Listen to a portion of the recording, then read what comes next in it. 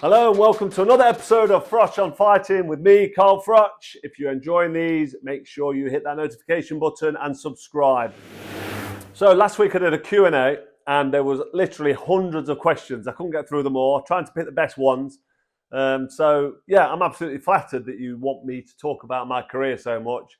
And also you want to know what my opinion is on the current state of boxing. So I've gone through a few more questions and hopefully you'll enjoy this one as much as the last. So this is from Patrick Ball. Hey Carl, will you consider doing any coaching in the future or work with active fighters that want to seek your advice? All the best from Brooklyn in New York. You know what? I think of Brooklyn, New York. Yeah. Listen, I'd absolutely love to be involved in boxing more than what I am now. I'd love to train people, but it's so time consuming. I've got 3 children. Would you even let me do it now? You probably won't let me, would you? Well, I suppose if you wanted to. Really? Give me that. You didn't let me Wouldn't do let it you out all the time now. just because I wanted to do it. You let me. When did that ever become like?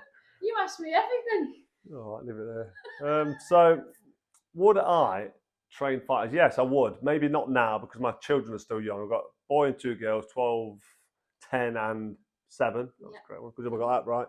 And I like spending time with my kids. I play a lot of golf with Rocco. I box with all 3 of them in my gym. So to be a trainer, it's a full-time job, full commitment. I see how much Rob McCracken, my coach, and how much time he gave up for me when I turned pro, right through my whole career for 13, 14 years, whatever it was. So I'd love to do it, but time constraints doesn't allow it. I've got too much going off with my personal life, mainly my children, but also I'm into building quite big at the moment. I've got a lot of projects on the go, and someone's got to put food in the fridge. So I enjoy the building projects. I would love to do the boxing, but not enough time, unfortunately. Not enough hours in the day. I think you'd be good at it though. I'd be fantastic at it. I think you'd be very honest. You're very fit. That'd be brilliant. You have to take someone around the ring. I'm super fit. Teak71 asks, Haye versus Usyk at cruiserweight. Who have you got to win and why? Haye Usyk, cruiserweight. You know what? Haye was a monster puncher at cruiserweight. Explosive power, really fast. That'd be such an interesting fight. You know what? Usyk don't get beat. His amateur record's like 350 something. Lost about 14 or 15 of them. And in the amateurs, that's really good. And apparently he's avenged most of them. So he's got wins over the people that he's lost. So, Haye Usyk, for me, you'd have to say the smart money, if you're a betting man, would have to go on Usyk, because Usyk's that good. He's so brilliant. But David Haye had his best years as a cruiserweight. He was undisputed, unified cruiserweight champion. And then he stepped up to heavyweight. And he had a puncher's chance in that. He could have easily won. He could have won the fight by knockout. But I just think Usyk is that good. I wouldn't be able to sit here honestly and say that David Haye beats Usyk as a professional. Sam H asks, did you ever consider moving up to light heavyweight at any point in your career? No, I did super middleweight quite easily until I got into my mid-30s. It started to be a bit of a struggle, but only to get down to like 12 stone. I was down to like 12.4, 12.5 usually fight week. So to get down to that got a bit harder for me. But light heavyweights, no. I just think they're a bit too big and strong. I think I could have competed. I used to spar loads of light heavyweights, loads of cruiserweights. I think it would have been okay, and I would have had a good career. Had I stepped up to light heavyweight later on, I could have probably performed and mixed with some of the best in the business. I'd like to think I would have done anyway, but I didn't need to step up. I did super middleweight comfortably enough without having to think about going up to light heavyweight. But it's interesting to think who was around at the time and whether or not I could have competed, and it would have been nice to be a 2-weight world champion. But like I said, did super middleweight so easily, absolutely no point at all in me stepping up. Lords Racing asks, who wins in the rematch, Lara or Wood? Morgs Racing? A morgue? I did think that. Racing to the morgue. What's he ask? Yeah, you're just too busy thinking about his name. Who wins what? Who wins in the rematch, Lara or Wood? Oh, I'd like to say Wood. Lee Wood, I think, wins on points over 12 rounds. Really tough fight for him. I think it's hard for Lee now to do 9 stone and still be strong for 12 rounds. But we know he can do it. He did it against Conlon. He got dropped early against Conlon and did the job in the 12th round. So he was still strong. Lara hit him with a heavy shot in that first fight, dropped him, and the fight was over. If he can stay out of the way and not get clipped, just get his game plan a bit better, box behind his jab, get through the first 5 or 6 rounds. As soon as Lara starts to lose a bit of punching power as the fight goes on, I think Wood will be okay. So really close fight, dangerous fight, could go either way. Unfortunately, Lee Wood, if he gets clipped early, he could get knocked out again. But I'm picking Lee Wood to win. Maybe because he's from Nottingham. He's the sheriff now in Nottingham. Hugh Jacks asks, who is the most overrated fighter in the world right now? For me, it has to be Ryan Garcia. He went down to that body shot against Gervonta Davis and he stayed down. And I know people have been moaning, or some people have been complaining, saying, you can't say that because he's gone down to a body shot. People go down to a body shot and don't get up. Listen, if you're building your way up to become a world champion and you're being hyped and dubbed as the next Oscar De La Hoya, you can't take a body shot, wait until the 10 count runs out, and then jump up and start walking around and talking like everything's okay. He got up and he could have carried on that fight and he didn't. So that shows there's something missing in that mind. He hasn't got that toughness and self-belief and that desire to stay in there when it's really, really tough, which you need to do. We're being told that this is the next Oscar De La Hoya. Good-looking kid, millions of social media followers. He's got people around him blowing smoke up his arse. And he found out there when he was in against a top fighter. Gervonta Davis is an absolute monster. And yes, he dropped him in round 2 and Garcia got up and carried on. Fair play to him for that. But to go down in that body shot and stay down, for me, it's not good enough. And Gervonta Davis, let's be honest, absolute quality fighter. Probably something like 10 or 11 world title fights back to back. And just an unbelievable, talented, aggressive fighter. Would Gervonta Davis took a body shot and gone down and stayed down?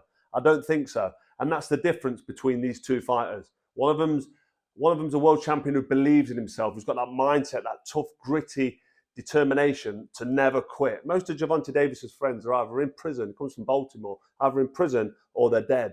And when you've got that mindset, you ain't going to stay down to a body shot. I don't care what you tell me, you're getting off that canvas. So Ryan Garcia, I'm not saying he can't come again, and I've got him down as a hype job because the question was, who's the biggest hype job, do you think? And that has to be my answer. I think he'll come again, but he's got a lot to learn. He's only 23, 24 years old. Build yourself back up, get back in there with a couple of tough fighters, and then challenge and hopefully win a world title. But the question was, biggest hype job? The answer is Ryan Garcia. The Real Winter Soldier, I like that name, asks, really enjoying the podcast. How do you think Canelo would have fared against you? Canelo, I've had this question before. I think I would have been too big and too strong for Canelo Alvarez. And I'm not just saying that. I've met him. He's probably 5'7", 5'8". I'm 6 foot. Got a long reach. I'm quite a big puncher as well. And I'm a natural super middleweight. I know he's been up at light heavyweight and he's come back down. But I don't think he would give me too many problems. Obviously, he's a great fighter. Unbelievable. Probably the biggest name in boxing since Floyd Mayweather retired. But I just think it would have been a job similar to what I did with Arthur Abraham. He's a similar sort of height. Does your punches hard, maybe the same, knocking everybody out. Everybody was scared to death of him when they got in the ring. I just think I'd have boxed him, kept him at range, took him on at times, but pummeled him behind long combination punches, similar to what Bivol did to him when Bivol beat him. It would have been a similar job, and I would have made sure I was super fit, which I was most through most of my career. I'm talking super fit, like that extra fitness when you know you're going in against someone who's dangerous. So I think down the stretch, rounds 10, 11 and 12, I'd have really stuck it on him and just worn him out. I think the fight would have gone distance. I don't think I'd have stopped him, but I think I would have beat Canelo purely on size, strength and work rate. I'm doing that thing again with my arm. You can't even see it, can you? You just wanted to mention Ryder. Yeah, of course I did. John Ryder, what a great performance. Did himself proud, did his country proud, his family. I mean, there's a guy there I don't think's a super middleweight either. He's campaigned most of his career at light middleweight. He's not a 12-stone fighter, but he's gone in there. He's got his nose busted up, so his breathing was impaired. He talks about the blood going down the back of his throat. He was really struggling in there, but he stayed in there, stayed committed. He was tough, strong, fit for 12 rounds, and he had a right go against somebody who's, like we say, Canelo. We know what Canelo is. Canelo is an outstanding fighter, real good, one of the best in the business. He's just on the slide. I think he's just past his best. But for John Ryder to do what he did, I just want to say well done to him and his team, Tony Sims. Absolutely brilliant performance. Marvin asks, You've just stepped out of the boozer for a straightener on the cobbles. Just stepped out the boozer for a straightener on the cobbles. Have you finished? You just stepped out the boozer for a straightener on the cobbles against 2 or 3 big lads. Who's the one other boxer? Sounds like the Rose and Crown at Elfton Road in Radford when I used to work. Well, we used to run that pub. Who's the one other boxer you would want from your division alongside you in a street fight? Who's the one guy I'd want next to me? There's probably a couple of names I'd have next to me. I mean, George Groves, he's getting a bit weighty now, and if you're too heavy and you get on the floor, you're going to struggle. I'm not having a go at him. When you're big, you're not much use on the floor. Kessler jumps to mind. He keeps himself fit and strong. He's still in shape. So who would I want as my wingman in a street fight? Probably Kessler. Although Andre Ward is very good with his head. Look how good he was against Kessler, cutting him to bits, gets his head in on the chest. And the head can be quite useful on the street fight. So maybe Andre Ward's wrestling skills and his headbutting, he'd be a good wingman on the street. Obviously, I'm taking the piss now, but he probably would be a good on the street, actually, in Ward. But no, Kessler, he'd be the ultimate wingman in a straightener on the cobbles. Genius98 asks, who wins in their prime, Kessler or Groves? Kessler or Groves in the prime. Great fight. Who wins that one? Who does win that one in the prime? I don't know. I think that's a 50-50 fight. Can't pick a winner. I'm good mates with Groves. Really good mates with Groves. Getting a little bit too pally now, aren't we? We're getting two friends come to my house. You made him a cup of tea, didn't you? But I don't know. That's a close fight. That's a close fight. A lot of people probably would say Kessler, but I'm not so sure. Sorry, I would have said Kessler all day long. Yeah, you can't. No, Groves was fast hands. I mean, I think if the fight went down the stretch, Kessler was always really fit, and Groves faded a little bit as the fight went on. Right, around 10 to 12, last 3 or 4 rounds, Groves would slow down. So Kessler may be on point, but close fight, good fight. Emily asks, what is it about Prince Naseem that you admire so much? I just love Prince Naseem Hamed's attitude, his self-belief. I was quite nervous as an amateur, and when I turned pro, Rob McCracken sort of shook that out of me. But I was never really overly confident, believe it or not. And Naseem Hamed just absolutely is full of self-belief, and I admire that so much. And he doesn't just get in the ring and put his shots together and land big shots, big heavy blows. For a featherweight, he was a massive puncher. He danced to the ring, somersaulted the top rope, put on an absolute show masterclass. Sometimes his performance was almost like a proper performance. You're not going to just watch a boxing match. You're going to watch Prince Naseem Hamed put on an absolute show. I remember when he fought Jose Badillo in Sheffield, and that was, I mean, he didn't box the best that night, but the actual performance in terms of the footwork and the head movement and the dancing and the razzmatazz, that was one hell of a night. That was a night I'll never forget. So yeah, I loved Naseem Hamed, the ultimate showman. So this question now is from my Instagram, actually, and Harry Singh. If there was a fighter from any era that you would want to give a good hiding to, who would it be? Hiding or just fight? That's what I'm about to say. Yeah.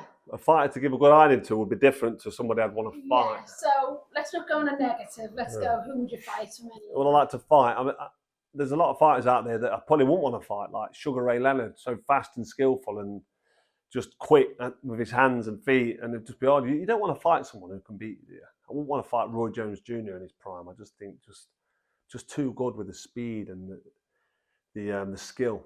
But somebody like Marvellous Marvin Hagler, the late Marvellous Marvin Hagler, or Thomas Hearns, I just think they would be toe-to-toe battles. Maybe so much Hearns because he gets behind his jab, but Hagler would stand, not take a step backwards. Imagine Roberto Duran against me in my prime. So that era of fighters, probably Marvin Hagler, Thomas Hearns, Duran, I think they would be great fights for me. And even Chris Eubank and Nigel Benn, I think they would have been great fights as well for me. So that's it for another episode of Froch on Fighting. Don't forget to hit subscribe if you're enjoying this channel, and I will see you again next week.